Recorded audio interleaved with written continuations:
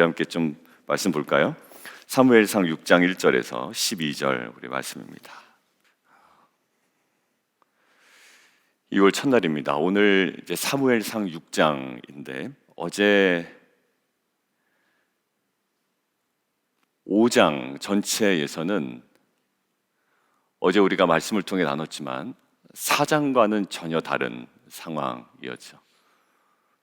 여호와의 영광이 이스라엘에게서 떠났다라는 4장의 탄식과는 정반대에 이스라엘로 블레셋으로 옮겨온 그 여호와의 궤에 그 진정한 영광이 나타나기 시작하고 또 다곤 신상이 목이 끊어지는, 마치 전쟁에서 장수가 적군의 장수를 목을 쳐서 보란듯이 가져오는 그 두 번째 장면이 이제 보여졌습니다. 승리하신 하나님, 그리고 전능하신 하나님, 그리고 심판하신 하나님의 그 영광이 어제 5장 전체에 이제 기록이 되어 있었죠. 자, 블레셋 사람들 관점에서 오늘 말씀을 좀 보려고 해요. 블레셋 사람들 관점에서. 자, 블레셋 사람들이 지금 이것을 어찌해야 될지 모릅니다. 근데 얼마나 지났다고요? 1장 함께 보겠습니다. 이 사람들이 지금 이것을 어떻게 해야 될지 모르고 있습니다. 자, 2절, 우리가 여호와에게를 어떻게 할까? 그것을 어떻게 그 있던 곳으로 보낼 것인지 우리에게 가르치라. 그들이 이제 서로 막 이야기합니다. 막 복술자들, 그 제사장들, 사람들을 불러서 방법을 강구하는데 어디서 주워 들은 이야기는 있는지 속건제를 드려야 되겠다. 그렇지 않으면 너희에게 계속 이런 어려움이 있을 거야 라고 이제 조언을 하는 거예요. 그럼 무엇으로 속건제를 드릴까? 그 블레셋 사람의 방백의 수요대로 뭐 금독종 5, 금쥐 5, 뭐 이렇게 너희에게 통치자에게 내린 재앙 같은 것, 이것들을 뭔가 만회할 만한 제사를 드려야 된다는 거예요. 그러면서 그들이 기대하는 바가 있습니다. 5절 후반부인데 한번 눈으로 한번 보실까요? 그런 형상을 만들어 이스라엘 신께 영광을 돌리라. 그가 혹 그의 손을 너희와 너희의 신들과 너희 땅에서 가볍게 하실까 하노라. 자, 가볍게 하실까 하노라라는 거죠. 이들이 지금 원하는 기대치가 어디에 있습니까? 지금 당하고 있는 이 어려움이 조금 약해지지는 않을까? 혹 없어졌으면 좋겠다, 사라졌으면 좋겠다 하죠. 당연한 것 같지만 사실 그렇지 않습니다. 왜 그럴까요? 블레셋 사람들 입장에서 한번 우리가 생각을 해보자고 그랬잖아요. 지금 무엇을 경험했습니까? 다곤 신상의 목이 날아갔단 말이에요. 문지방도 밟지 않는다고 그랬죠. 그 사건 때문에 다곤 신상의 목이 날아가고 이 여호와의 법궤가 가는 곳마다 이 사람들에게 큰 재앙으로 다가옵니다. 그러니까 그 승리의 하나님과 그 전능의 하나님과 그 심판의 하나님의 영광이 누구에게 보여진 거예요? 오히려 이스라엘 백성들은 영광이 자기에게서 떠났다라고 얘기했지만 블레셋에게는 그 여호와 하나님의 그 영광이 그들에게 보인 겁니다. 그래서 그들이 지금 당혹스러운 거 아니에요? 자, 그렇다면 우리는 그 여호와 하나님, 그들이 믿지 않았지만 자신들이 믿었던, 자신들이 어떻게 보면 가치로 여겼던 다곤 신상이 깨지고 박살나고 목이 완전 날아가는 그런 상황 가운데 기회란 말이에요. 어떤 기회? 돌이킬 수 있는 기회였죠. 어디로요? 야, 우리가 믿는 신앙이 제대로 되지 않았어 라는 거예요. 하나님을 만난다라는 것은요, 기존에 내가 신앙하던 자리에서 떠나는 것을 의미합니다. 여러분들 무엇인가 신앙을 하고 있어.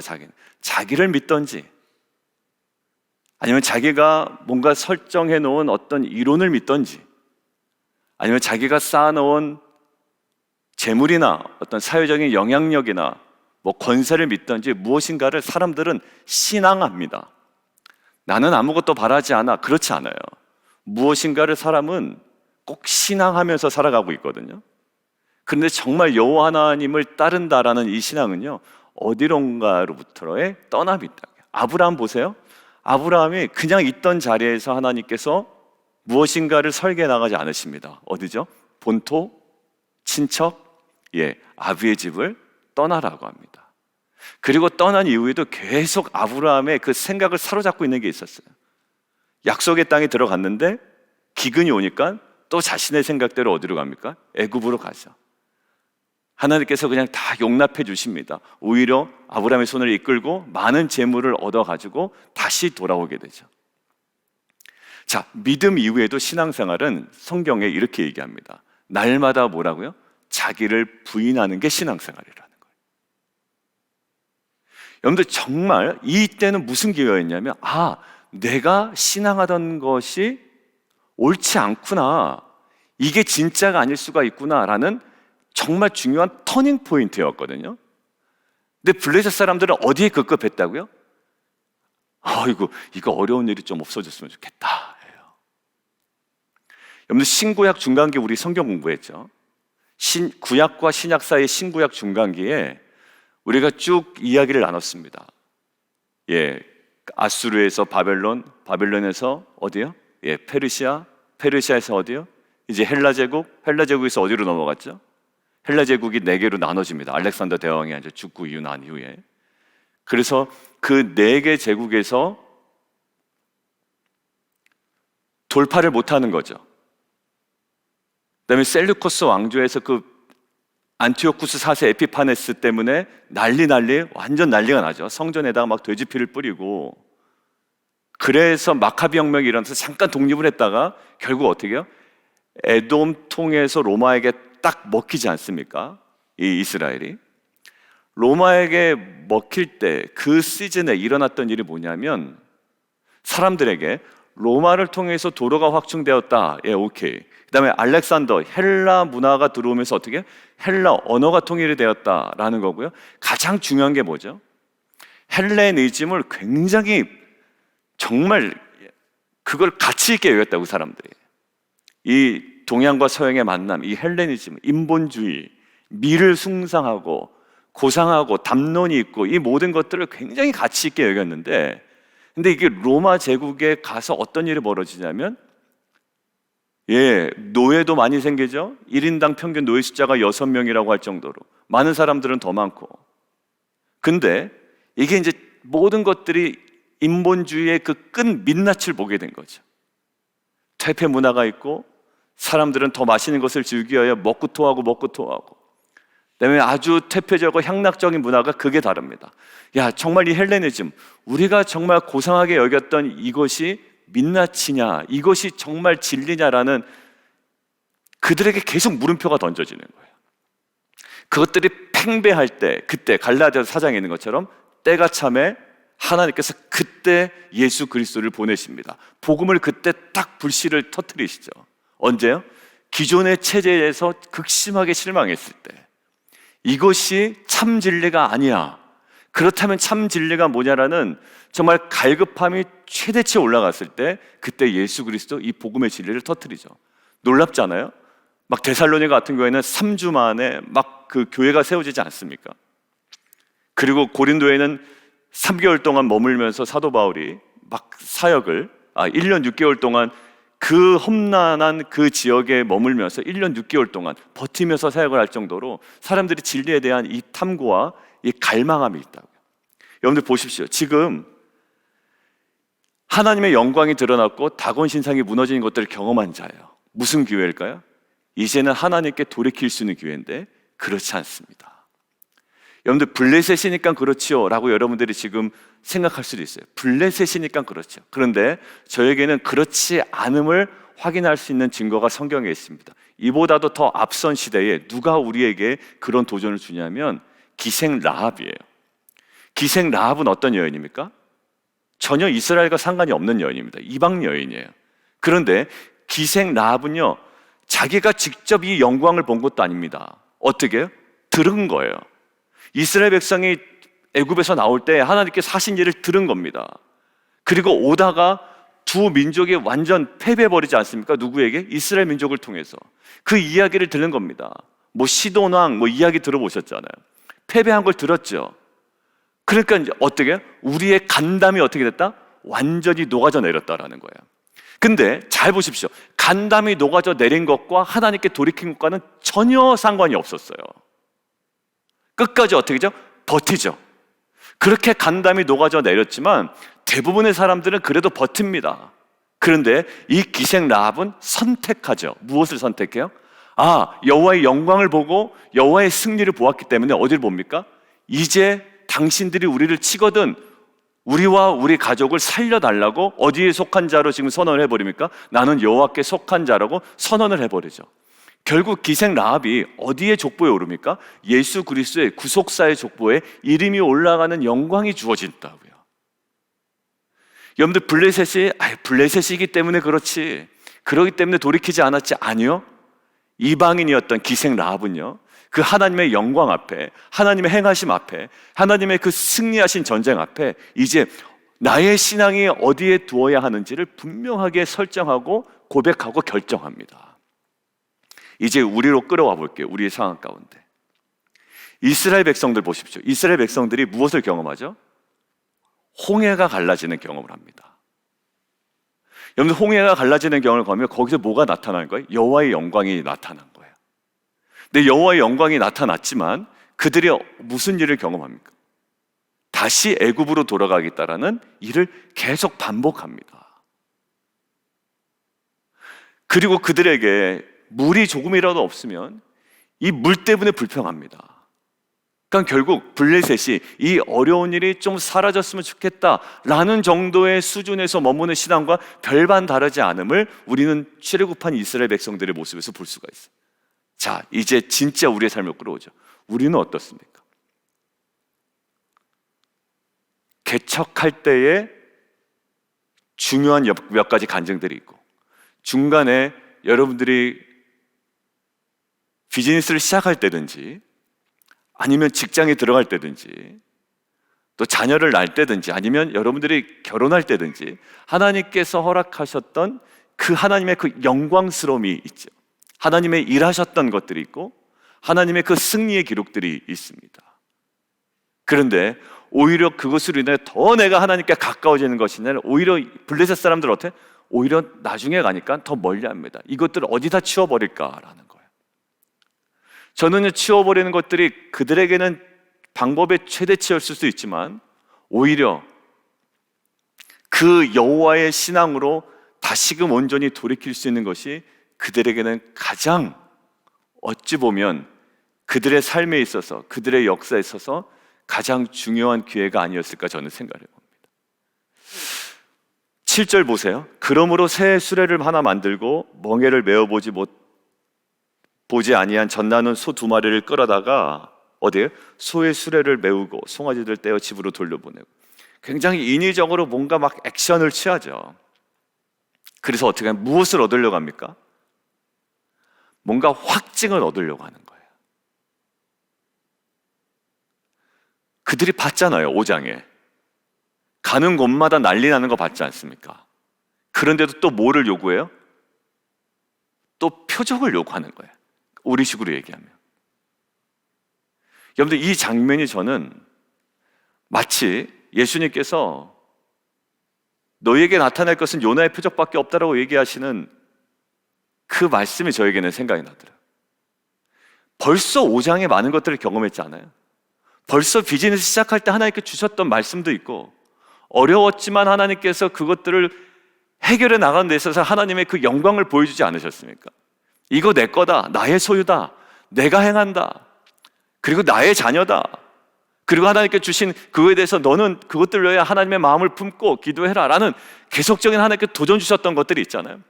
교회에 대해서 걱정할 때, 사역에 대해서 걱정할 때, 나의 여러 가지 연약함에 대해서 걱정할 때 하나님께서 주셨던 마음과 초기에 주셨던 그 첫사랑의 그 강력한 마음이 있지 않습니까? 근데 또 뭐예요? 또 우리는 뭔가를 구하는 거예요.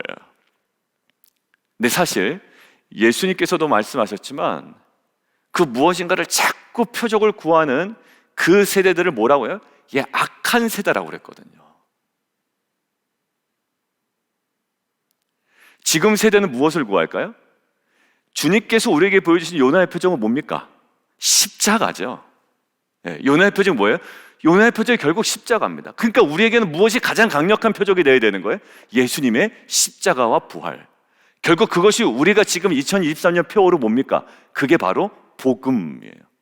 그러니까 복음이 탁 주어졌는데 복음 말고 다른 것들을 인위적으로 막 설정해서 긴가 아닌가 또 무엇인가를 점검해 보는, 결국 뭘까요? 불신앙. 오늘 블레셋 사람들의 모습, 그저 자신들에게 있는 어려움을 면하기 위하여 이것들을 어디론가 보내기를 굉장히 강구하는 모습이 굉장히 당연스러운 것 같지만, 사실 이 모습은 하나님의 영광을 본 자로서 하나님을 신앙하는 신앙으로 돌이킬 수 있는 중요한 기회였음에도 그저 어려움으로부터 면피하는 데에 멈춰 있는 우리의 신앙을 돌아보게 하는 중요한 장면이었어요. 벌써 하나님께서 많은 일을 행하셨잖아요. 마치 어제 그 사무엘상 5장처럼 그 승리의 기록을 우리에게 보여주셨고, 아, 정말 하나님의 영광이 이런 거구나라는 걸 보여주셨다면 우리는 뭐 해야 됩니까? 그 신앙으로, 더 의지함으로, 더 신뢰함으로 우리가 나아가야 되잖아요. 근데 어떻게 할까? 어려움이 없는 방법만 간구한다고요? 그리고 어떻게? 또 다른 뭔가 표적을 구하는 거. 이게 정말 맞았나 안 맞았나? 하나님을 시험한다고요.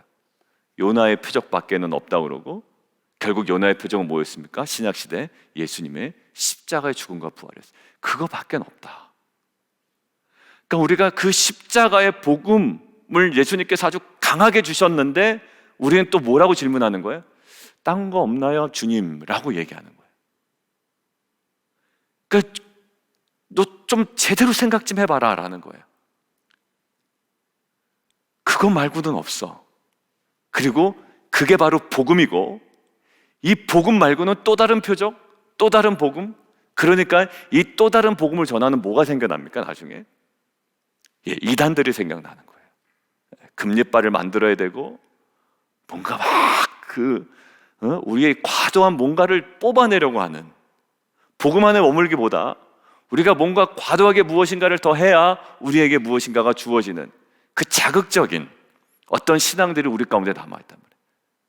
신앙의 핵심 뭘까요? 자극적인 우리의 행위가 아니라 말씀 앞에 우리가 거하는 거고요. 그리고 이 요나의 표적, 예수 그리스도의 죽음과 부활 앞에 날마다 서 있는 거예요. 그것만한 영광이 어디 있습니까?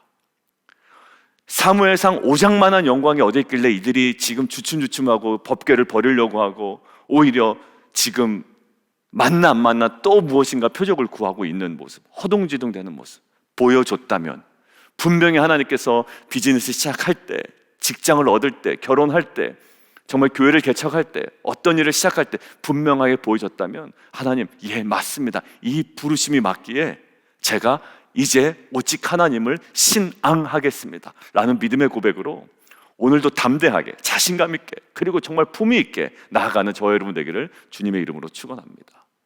지금 또 뭐 없나요? 라고 마치 구걸하는 자가 아니라, 하나님, 맞습니다, 5장에 주었던 그 승리의 기록이, 그리고 요나의 표적밖에 없다고 하셨지만 그 예수님의 죽음과 부활이 저에게는 정말 영원한 표적이 됩니다. 이 내 삶의 표적이 됩니다. 그리고 이것으로 충분합니다. 복음이면 다냐라고 하는 시대에 그 복음이면 충분합니다. 내가 이것으로 오늘도 주님을 신앙합니다 라고 믿음으로 나아가는 저와 여러분 되기를 주님의 이름으로 축원드립니다. 그 신앙하는 자가 해야 될 게 뭘까요? 저는 계속적으로 하나님께 도전하시는 음성이 있어요. 정말 기도의 자리였어요. 기도의 자리. 제일 우리가 실패하는 자리가 사실 기도의 자리였다는 것을 제가 월요일 날 우리 남성들과 모였을 때 많이 느꼈습니다. 저도 그랬고, 정해진 시간, 정해진 장소, 여러분들 교회든 교회가 아니든 상관이 없습니다. 그러나 하나님과의 관계 속에 누구에게 내놓기 위한 것이 아니라 정말 하나님을 증인 삼아 정해진 시간, 정해진 장소에 정말 하나님에 대한 신앙으로, 믿음으로 간구할 때 모든 지각에 뛰어난 하나님의 평강이 우리의 생각과 마음을 지키시는 놀라운 은혜를 누리는 귀한 공동체 되기를 원합니다. 우리 함께 기도하며 나가도록 하겠습니다.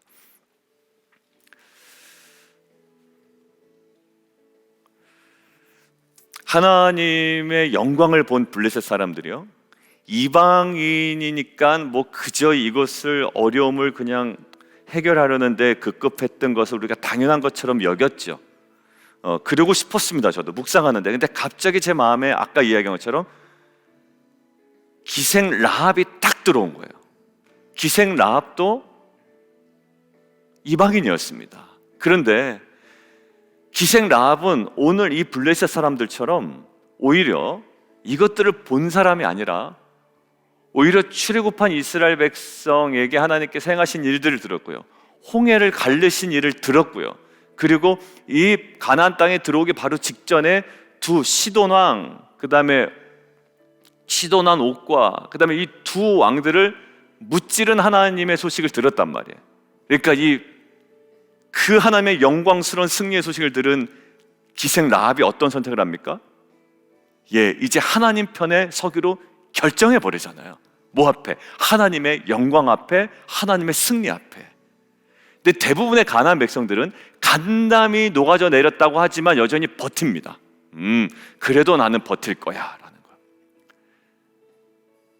근데 그게 누구한테 드러났다고요? 출애굽한 이스라엘 백성에게 드러납니다. 하나님께서 홍해를 가르시는 기적을 오히려 경험한 이스라엘 백성이, 오히려 요단강을 막으시고 건너가게 하신 하나님을 경험한 이스라엘 백성이 나중에 뭐라고 그럽니까? 계속 불평하고 이제 우상을 만들고 오히려 그것에 편승하여 이제 오히려 여호와의 신앙에서 떠나가는 모습이 나타난단 말이에요. 블레셋 사람들이기 때문에 용납할 수 있는 부분도 아니고요, 오히려 우리이기 때문에 아닌 것도 아니에요. 이것은 우리의 신앙의 민낯을 드러내는 하나의 중요한 장면이었습니다. 하나님께서 우리 안에 행하신 일이 있죠. 분명한 여호와의 영광이 우리 가운데 임했습니다. 이제 이것들 외에 하나님께서 우리에게 정확하게 보여주신 표적이 있죠. 요나의 표적, 예수 그리스도의 죽음과 부활이에요. 그것으로 충분합니까? 충분합니다. 그 영광을 아는 자로, 예수 그리스도의 십자가의 승리를 아는 자로 이제 하나님 온전한 신앙의 자리로 나아가겠습니다. 결국 어려움을 해결하기 위한 신앙이 아니라 정말 그 여호와의 영광과 승리를 아는 자로 이제는 정확하게 신앙하며 하나님께 주신 믿음의 길과 부르심을 향해 온전히 걸어가는 공동체 되게 도와주십시오. 우리 함께 기도하며 함께 나가도록 하겠습니다.